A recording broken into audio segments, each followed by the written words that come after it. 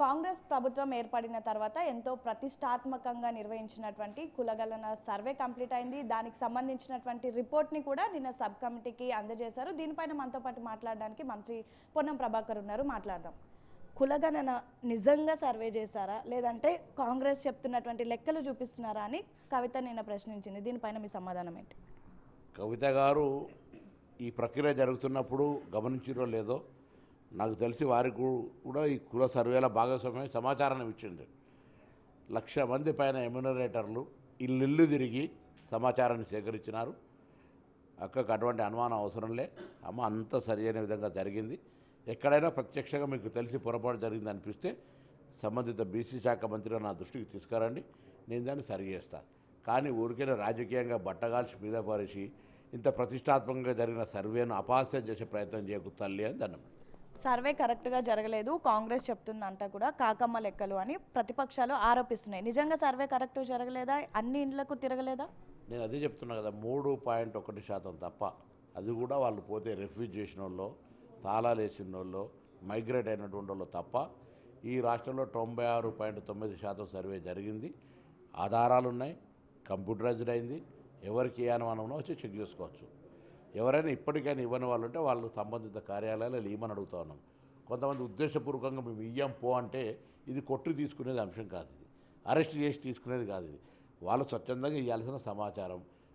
ప్రభుత్వ తరఫున ప్రతి టీచరో లేకపోతే ఇంకొక ఉద్యోగం వాళ్ళ ఇంటికి వెళ్ళినాడు, ఇవ్వాల్సిన బాధ్యత కూడా వాళ్ళకు ఉంది.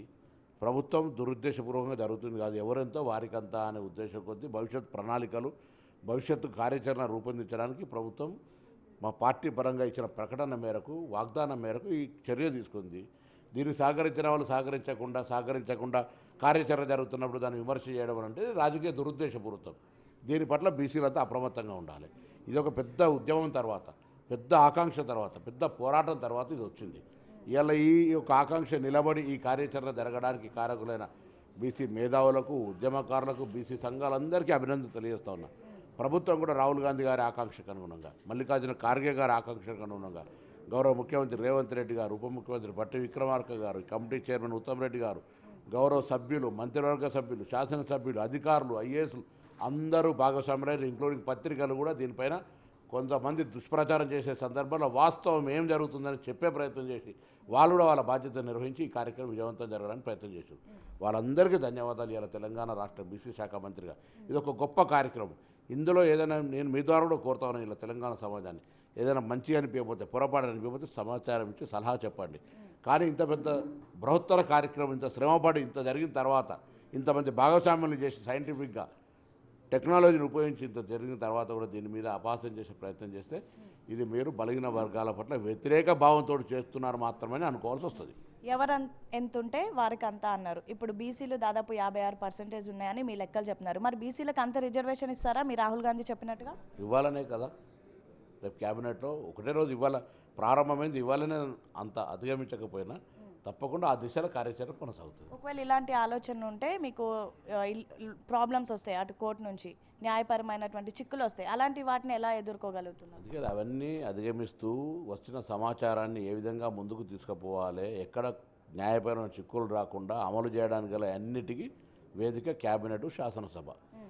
ఆ వేదికలపైన చర్చించిన తర్వాత దానికి సంబంధించిన కార్యాచరణ ఇవ్వడం జరుగుతుంది. రేపు ప్రధానంగా ఏం చర్చ ఉండబోతుంది? అండ్ ఈ సర్వేలో 56% బీసీలు రావడం ఒక బీసీ మంత్రిగా మీరు ఎలా చూస్తున్నారు? నేను ఒక ఉద్యమ నాయకుడిగా, నేను చదువుకునే సందర్భంలో ఏర్పడ్డ మురళీధరరావు కమిషన్ ఆ మూమెంట్ నుంచి వచ్చినటువంటి వ్యక్తిగా ఈరోజు నిర్ణయం నుంచి నివేదిక దాకా జరిగే ప్రక్రియలో బలహీన వర్గాల శాఖ మంత్రిగా, శాసనసభలో తీర్మానం పెట్టిన వ్యక్తిగా ఇలా చాలా గొప్ప సంతృప్తినిస్తూ ఉంది. ఇది కార్యాచరణ అమలు జరగడానికి కొరకు కూడా నేను ఆ సంబంధిత మంత్రిగా లేదా కాంగ్రెస్ పార్టీ నాయకుడుగా నేను ఆ బాధ్యతను తీసుకొని ముందుకు పోయే ప్రయత్నం సహచర పెద్దలందరి సహకారంతో వెళ్తాం.